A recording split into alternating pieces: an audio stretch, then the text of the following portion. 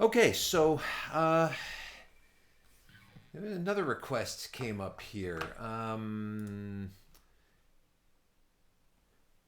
Amino one music, Animal Collective number one. Um, so I listened to the other uh, in the Flowers song was really cool. So let's see what this is. Animal Collective number one. I got this ready to roll. Let's see what this is all about. This is Animal Collective. This is live, late night with Conan O'Brien. And let's give it a shot.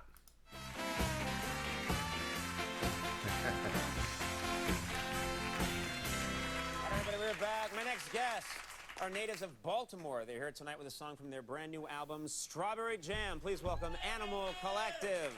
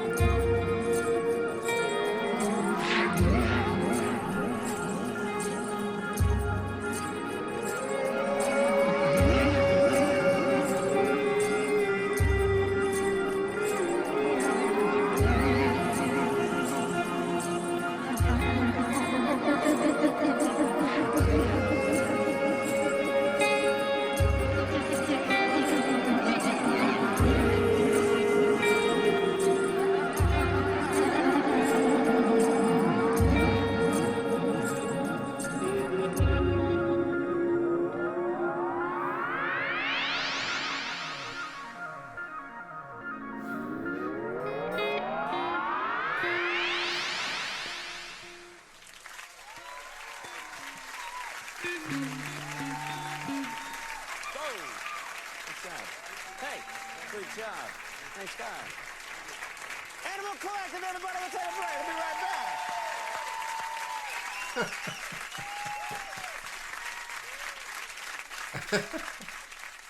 back. Okay, so I've never seen Conan O'Brien at a loss for words. just was like in it. He was just. It was one of those awkward things where you weren't sure how to react. You knew people were reading your face, and you were trying your best to cover it. I'm not saying he didn't like it. I'm just saying he didn't know what the hell just happened.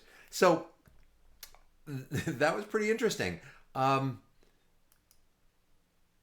So unlike in the Flowers, as far as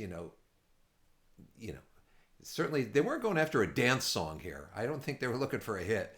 Um, More of a kind of an avant-garde experimental kind of a thing.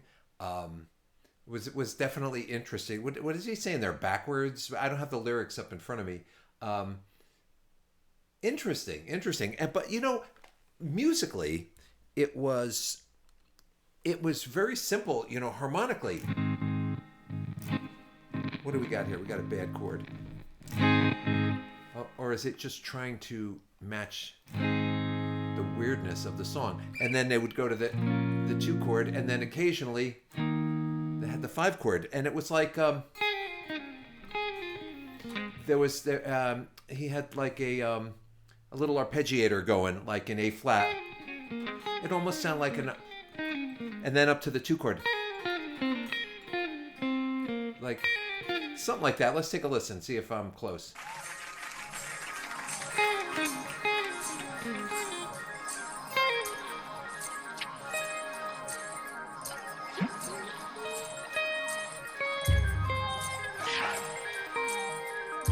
There it is.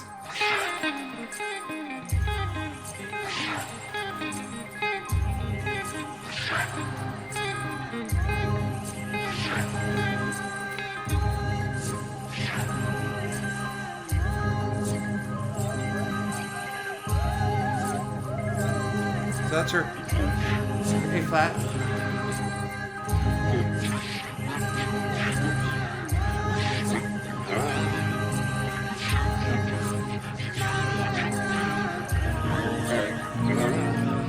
There's your B flat minor, 2 chord, and then you had the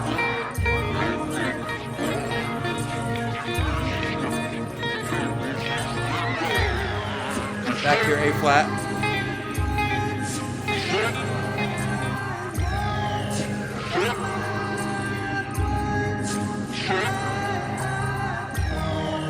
Five chord.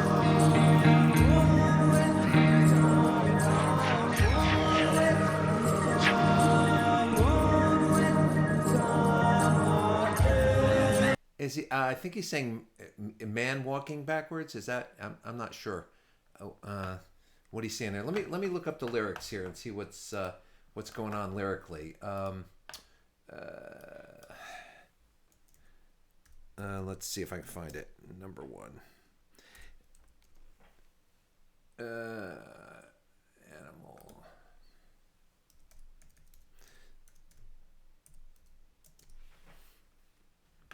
Animal Collective, number 1, the lyrics. And you pull up these lyrics things and it's all commercials. It's like going to the Weather Channel and there's nothing, all these commercials.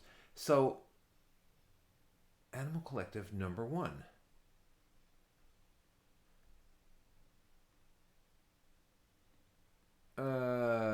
This doesn't look like what has anything to do with what they were just singing. It says Animal Collective number 1. I caught you in your eye. That disconnects the trouble. Respect your hive. So I don't know if I have the right lyrics here, because what he was saying there doesn't seem to match this, unless this was something that was going on underneath. Not sure. I'm not sure. I'm going to let you guys tell me what the where the real lyrics are to this, if these are them. So this is the second site that said this was. This is right. Your mom and I. We hope you dance in bad weather. Okay, so not sure what that's about. Anyway, very experimental. I got a nice kick out of Conan. that was too cool. So I give these guys a lot of credit. For doing something like this. I don't know if this is the mainstream style that they do. It doesn't sound that from the other song that I heard. It sounds like this is something more like let's get as weird as we can and see what kind of thing we could do. So interesting to say the least. Like I said, I'm sure they weren't going after a dance hit with this song, but pretty cool with the arpeggiator going and all the sounds, the backwards stuff and whatever. Very cool. Not 100% sure what to make of it. I certainly don't dislike it. It's just hard to kind of pigeonhole it to say, oh, it's like this, it's like that, you know. I made a comparison in one of the other in one of my other reactions where I compared something, maybe it was a Radiohead thing, to a Beatles thing, and one of the comments was like, "Oh, I hate when you compare it to the Beatles. That's so cringy."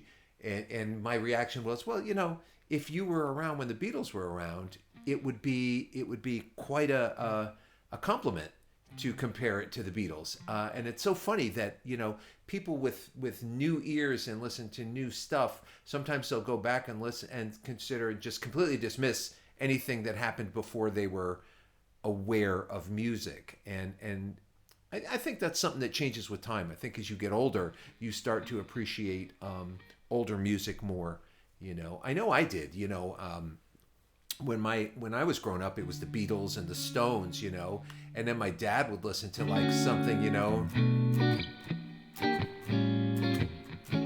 someday when I'm awfully low, and I'd be like, oh my God, are you kidding? When the world is cold, I will get a glow just thinking of you and the way you look tonight. So you get to a certain age, you start to maybe have an appreciation for stuff that you totally dismissed in the past. So that being said, maybe the number one is a reference to the Beatles' number 9, which was a totally musique concrete avant-garde piece. Maybe it was a little tip of the hat to that. Could be, I don't know. Did I need to sing an old Sinatra song? No, I didn't. I just did that because, again, I have the guitar in my hand, and when it's there, it has a mind of its own. Anyway, Animal Collective, number 1, definitely a interesting listen.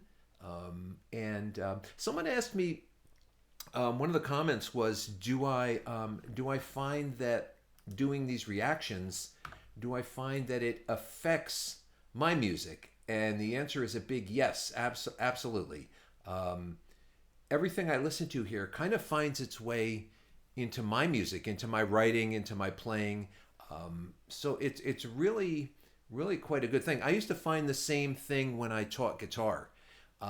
Somebody would ask me to teach them a song that I wouldn't normally have learned by myself. Maybe didn't appeal to me. So I'd learn the song, and I'd go, hey, you know what? This is actually pretty cool. So it forces you to open your mind. And so this is kind of the same idea. It forces you to listen to stuff that you wouldn't normally listen to.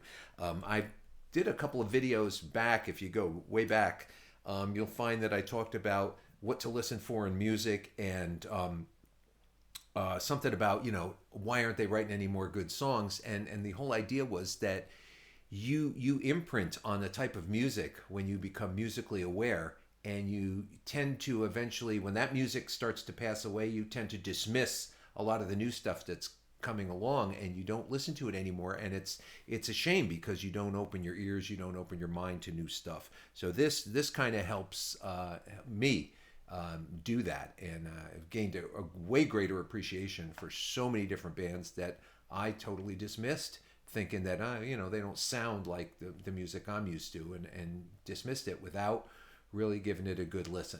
So anyway, I'm glad I listened to this, and can't wait to get into some more.